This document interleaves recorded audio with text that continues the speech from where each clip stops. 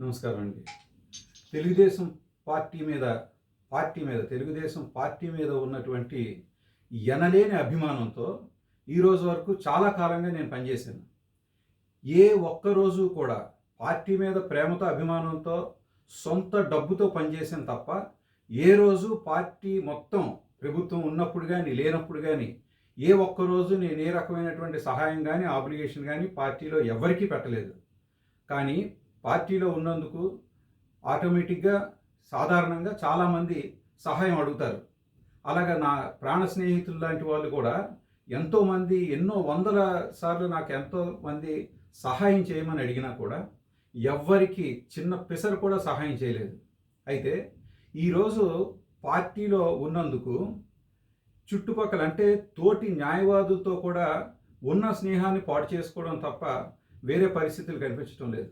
అలాగే ఏదైతే ప్రజలకి సేవ చేయాలని చెప్పి పార్టీలో పనిచేస్తామో దానికి కొన్ని నిర్బంధాలు ఉంటాయి గ్యారంటీగా.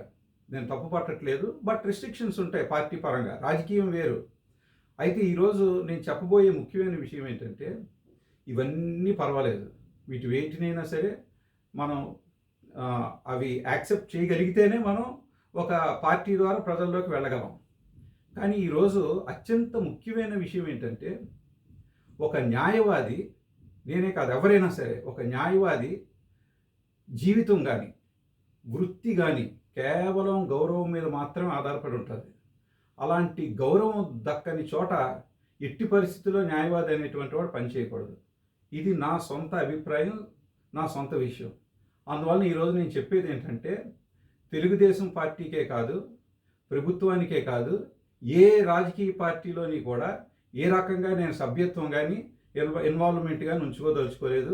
ఎప్పటిలాగా పార్టీకి కాదు, ఎవరికి అవసరమైనా సరే ప్రజా సంబంధమైనటువంటి సమస్యలు కానీ, లేకపోతే ప్రజా సంబంధమైనటువంటి ప్రజారంజకమైనటువంటి విషయాలు కానీ ఏవైనా ఉంటే నేను తప్పకుండా వాటి తరపున పోరాడతానని చెప్తూ, పూర్తిగా రాజకీయ పార్టీలకు సంబంధించి నేను విరమించుకుంటున్నానని చెప్తూ సెలవు తీసుకుంటున్నాను.